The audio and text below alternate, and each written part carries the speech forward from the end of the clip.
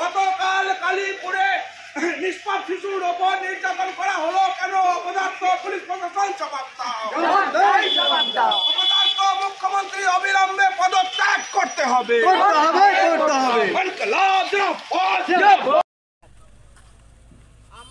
আমাদের দাবি ছিল যে মেয়েটির চিকিৎসার ব্যবস্থা করতে হবে। যে ঘটনাটা ঘটিয়েছে অপ্রীতিকর ঘটনা, যা হচ্ছে নিন্দনীয়, মধ্যযুগীয় বর্বরতাকেও ছাপিয়ে যাচ্ছে গোটা রাজ্যের সাথে আমাদের জেলা এবং তথা আরামবাগ। আমরা তাকেও বলেছি সেই রকম ব্যক্তিত্বকে, সেরকম ব্যক্তিকে দৃষ্টান্তমূলক শাস্তির ব্যবস্থা করতে হবে। আমাদের ছিল যে আমরা মনে করছি যে অনেক সময় যেটা হয় যে ওই শিশুকন্যাটি সেই পরিবারের নিরাপত্তার দায়িত্ব নিতে হবে।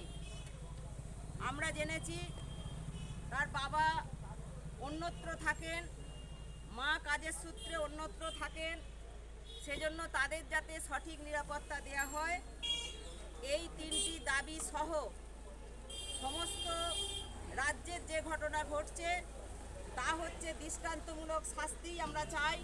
যা হচ্ছে এরপর অন্য কেউ এই সব ঘটনা ঘটাতে সাহস না পায়, সেটাই হচ্ছে আমাদের দাবির মধ্যে ছিল। ওনারা বলেছেন আমরা যা করার, যতটা নিরাপত্তা দেয়া এবং শাস্তির যে দাবি, শাস্তির যে দায়িত্ব, সেটা হচ্ছে আমরা নিচ্ছি। আমরা সঠিকভাবে তার শাস্তিটা দেব এবং আমরা তাকে অ্যারেস্ট করিয়েছি। মেয়েটি চিকিৎসা হওয়ার পর, মানে তার যা জবানবন্দি এবং সমস্ত কিছু হওয়ার পর সে বাড়ি গেছে।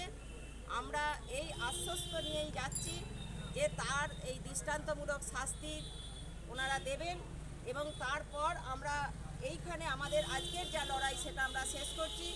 যদি সেটা না হয়, পরবর্তী যে লড়াই আন্দোলন আমরা এটা জারি রাখবো। এটাই হচ্ছে আমাদের, আমরা ওখান থেকে এসেছি।